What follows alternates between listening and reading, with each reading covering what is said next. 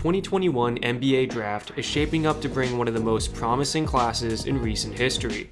Big names like Jalen Green, Cade Cunningham, and Evan Mobley have always been expected to be lottery picks, and guys like Jalen Suggs have further solidified their value in a short number of games. But what if I told you there's a guy that a lot of people overlook that might get drafted before some of these household names?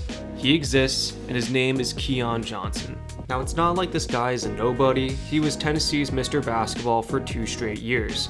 He was the best prospect of his class that came from his home state, and he was a top 30 overall high school player in the country.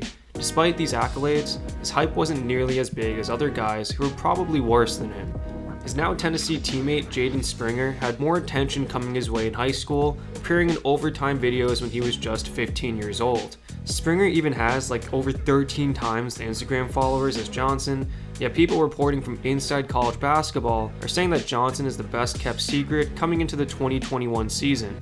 But what makes Johnson so special? If he's so good, why isn't there a long list of highlight videos and mixtapes to document his potential? I mean, Mac McClung was a damn near celebrity, but scouts aren't saying that Johnson is a top 5 pick for no reason. The dude has a lot of things going for him. Johnson is a 6'5" shooting guard whose athleticism can stack up to any other prospect in the country. He's quick, he's springy, he moves well both up and down the court and laterally. He plays tough, he's not the biggest guy in the world, but he uses his weight well and he doesn't shy away from contact. Like Jonathan Kuminga, his athleticism is paired with flashes of outside shooting that give you real hope that he can be an NBA caliber dual threat. Where Johnson really separates himself is with his basketball IQ and playmaking. He can pass with the best of them, and he understands his position on the court and how he can use his athleticism to get to spots where he knows he could score or make a play. As you can see with players like James Harden, being a shooting guard that has point guard skills can really open the door for some possibilities not reachable by your more quintessential 2. At his height, he's shown the ability to guard positions 1 through 3 with ease. He's got quick feet to keep up with anyone, and has got a Russell Westbrook-like ferocity and explosiveness on this side of the court. So if he has all of this at his disposal and performed so well in AAU and invitational tournaments, why aren't people comparing him to the likes of Jalen Suggs and Brandon Boston?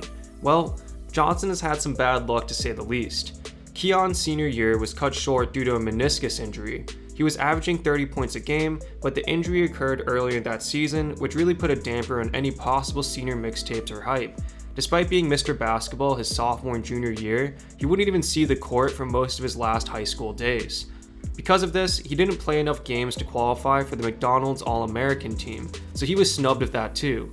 These are all things that go a long way in getting your name out there. Instead, he just had to focus on getting healthy for his college season. Johnson has been through worse though.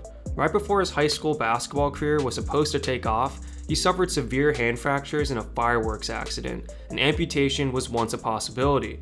He was able to recover after surgery, but if he was able to overcome that, I think a more straightforward knee injury was probably easier to come to terms with. So with Keon's season about to start, once Tennessee passes through the necessary COVID protocols, we will finally get to see if his potential will be made known to the masses.